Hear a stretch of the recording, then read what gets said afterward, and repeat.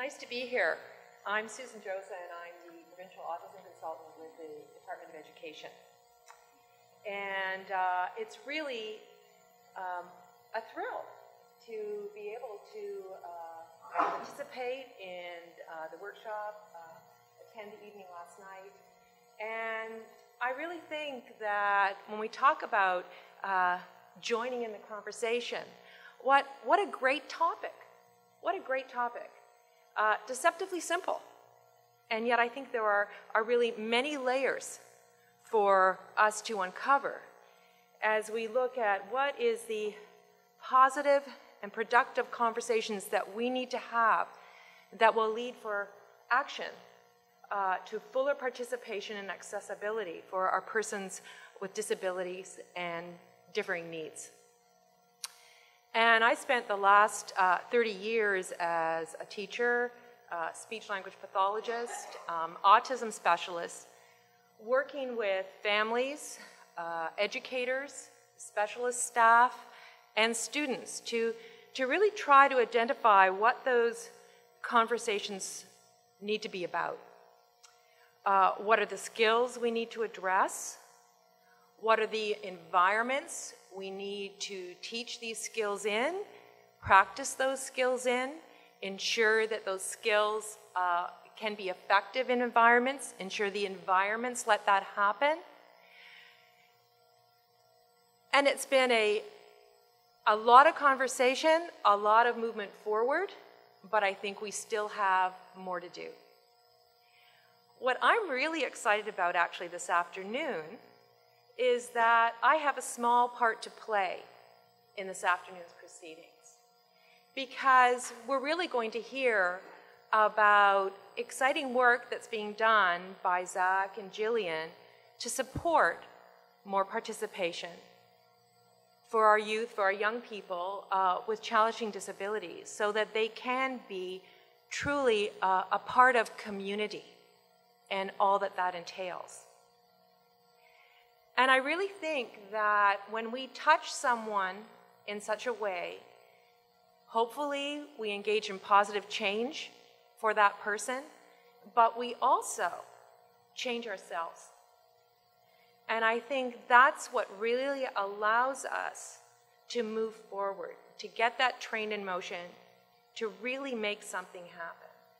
So that when we join in the conversation, we really are getting past hello. So I want to talk a little bit about community, because we hear a lot about building community, building capacity, connecting community. And community is very important. We have our home and neighborhood community, where we look at nurturing, supporting our youth, teaching them the skills that they need to have.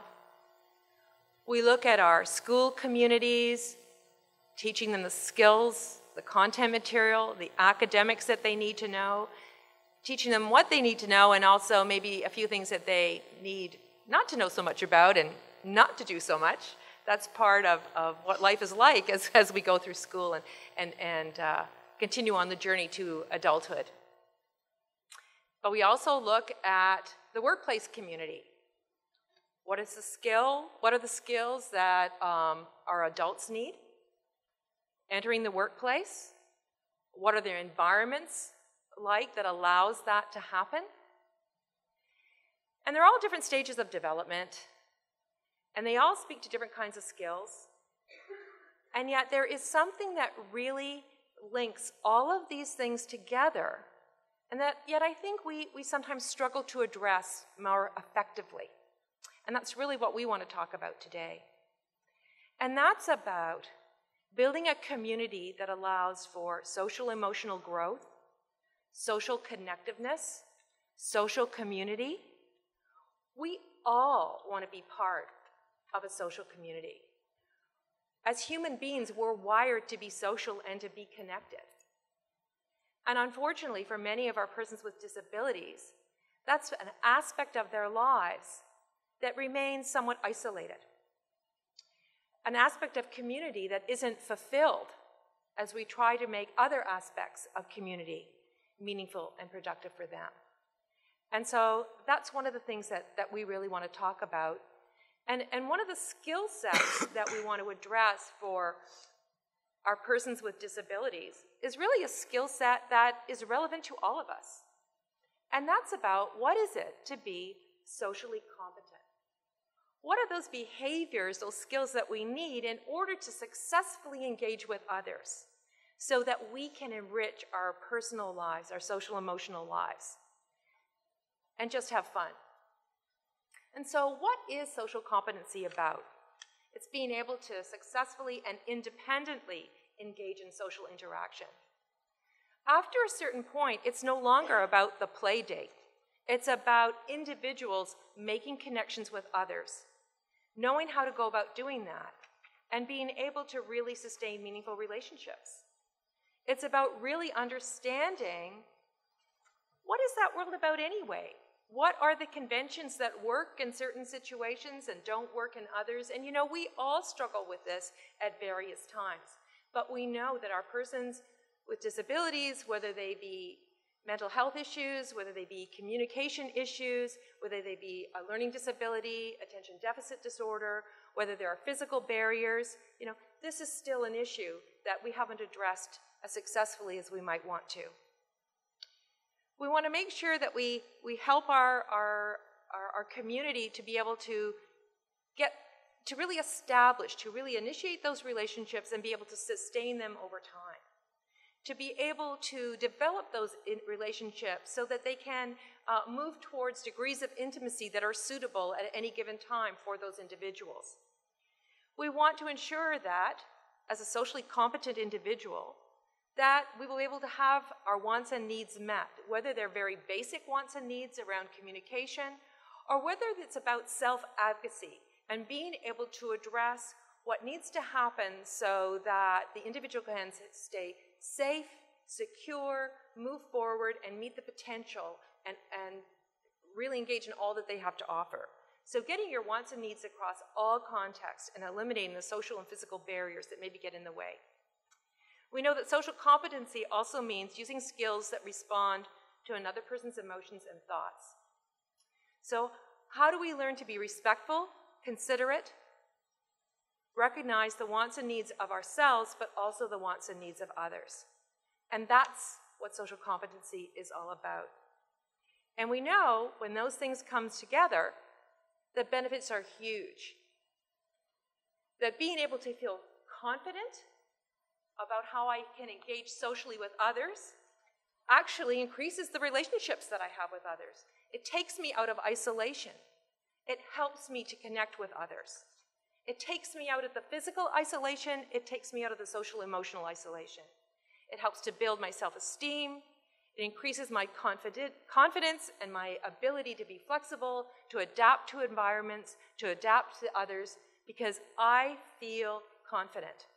I feel that I can be with others in a way that's going to enrich my life, enrich other lives, and, you know, just have a good time. It also increases the potential for employability and community involvement. So it really helps us to connect with those communities, school community, home community, workplace community. By having those social skills, those social behaviors, I can be more successful in all of those domains. And it really helps to increase independence. And we talk a lot about increasing independence, enhancing and encouraging those skills. But you can't be independent about things you don't know how to do. So part of what we need to work with is ensuring that the social skills are there to be successful at home, at school, in the workplace, that the social behaviors are there in order to build, sustain, maintain over time, connections with others that bring us joy in life, that sustain us, that support us. And there are lots of resources out there. You know, I've had a particular interest in what kinds of social skills programs can we use in our school setting. Because we all know that's an area that we need to work on, but we also know it's a challenge for us. So there are lots of resources out there. But we have to be very careful in determining just what resource we're going to be using and what social skill we're going to be working on. because we have to have a better match between the resources that we use, the programs we use, and the social skills challenges that our individuals may be facing. And we know that from the research, sometimes there isn't a good fit there, so we need to do that a little bit better. And we also need to be able to identify, are these social skills that a person just doesn't have enough practice with because there are barriers that have been set up so that they don't have the opportunity to practice and engage in those social appropriate behaviors, social engagement behaviors? Or is it that we just haven't taught those skills and we need to teach those skills and then look at environments and opportunities where those skills can be practiced on and expanded on? So there are lots of resources out there. We need to find the right skill for the right situation, or the right resource for the right situation that we want to address. One of the programs that the Department of Education has become very interested in, and one of the trainings that I'll be overseeing in the new year, is a training in a particular social skills program.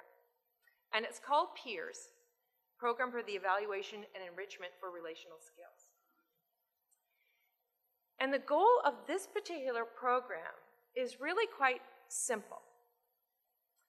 It's helping youth and young adults learn how to make and keep friends.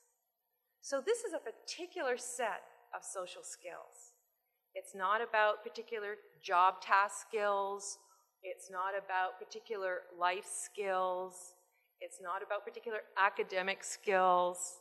It's about how do we get out there and make connections with other individuals that are lasting and sustaining, that bring joy, that allow us to really, form our own get-togethers, form our own network of friends.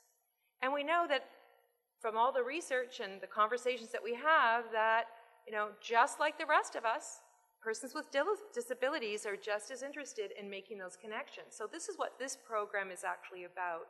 And so we're hoping that we're going to be able to add this as a very important resource for the educators in our schools to help support and make that happen for our students who have challenges, learning how to make and keep friends. And that's important for some really, I think, integral reasons.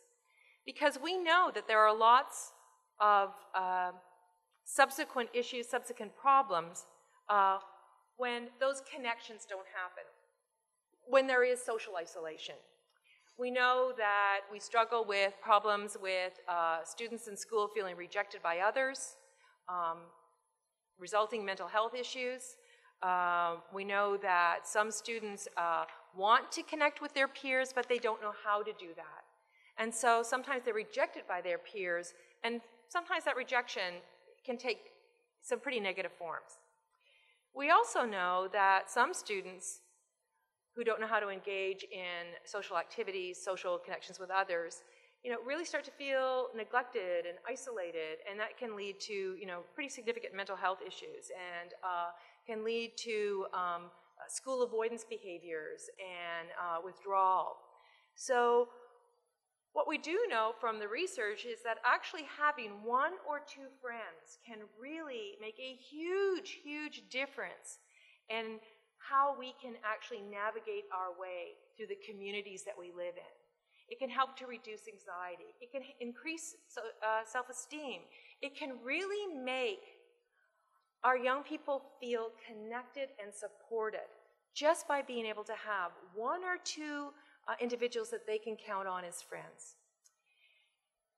And at the end of the day, when we're talking about positive, productive mental health, what we really want to do is ensure that our youth does have a way to make those connections so that we don't have to deal with those anxiety disorders, that we don't have to deal as much with the mental health issues that can accompany challenges with social interaction. One or two friends can make that huge difference. So where do we go from here? What kind of conversation do we have? What do we do so that our schools community can actually be a place that is truly inclusive? Inclusive for our students to learn together, inclusive in a way that our students can be together. Well, Zach is going to talk to you about a program that did that very thing when he was at high school, at Bishop's High School in Newfoundland. So Zach, I'm going to turn the conversation over to you, and you can talk about your program.